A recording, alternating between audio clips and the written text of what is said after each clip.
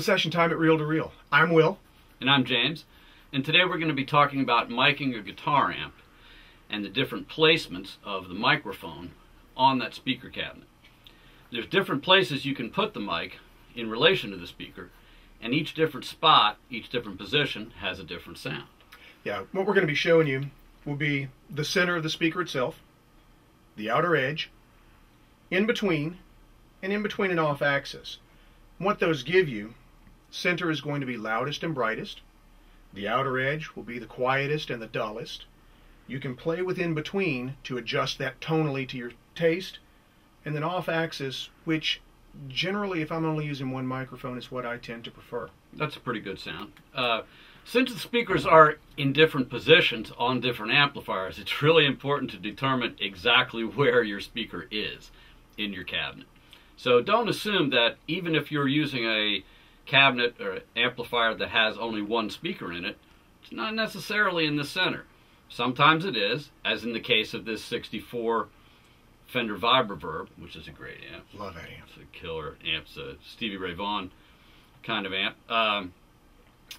The speaker is right in the middle, and you can see that it's clearly there, right positioned in the middle. This other amp, however, has a 12-inch speaker. This is a Fender Hot Rod Deluxe, and the speaker is offset to the left, even though it's a single speaker. Now, the cabinet that we'll be using for our demonstration is a standard 412 configuration. Yeah, but don't make any assumptions. Always break out a flashlight, find the center of the cone, place your microphone accordingly. The examples that you're going to hear today will tonally be different. They will also have difference in levels. Those level differences are not due to playback. The playback was all consistent. The level differences are due to the microphone placement. The center of the cone will be louder. The outer edge will be quieter. We left those alone so that you can hear the differences. All of the audio examples are available for download. If you'd like to level match and hear just the tonal differences, download the examples, load them into your DAW.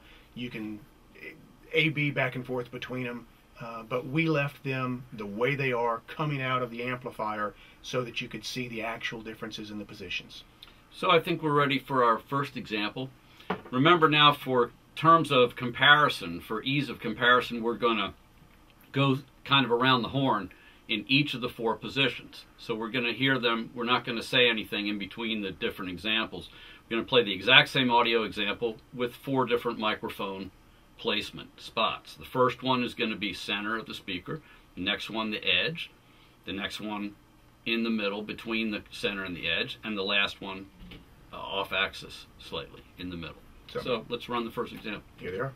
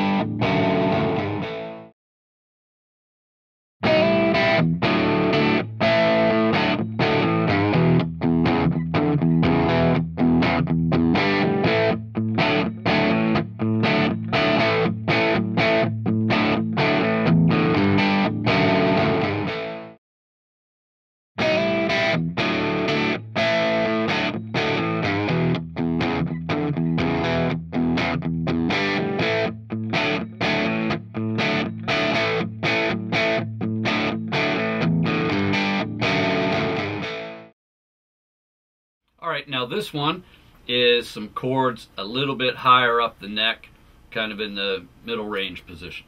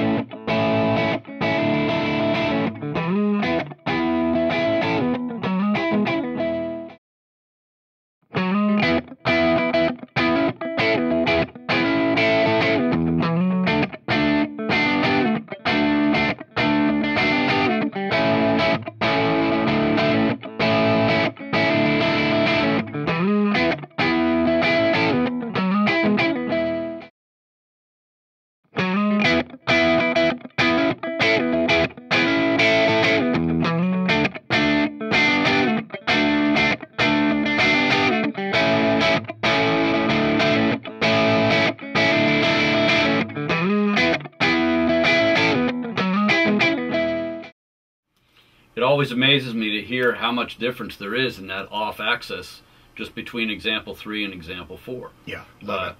Now, listen to this one. This is some single string leads high up the neck.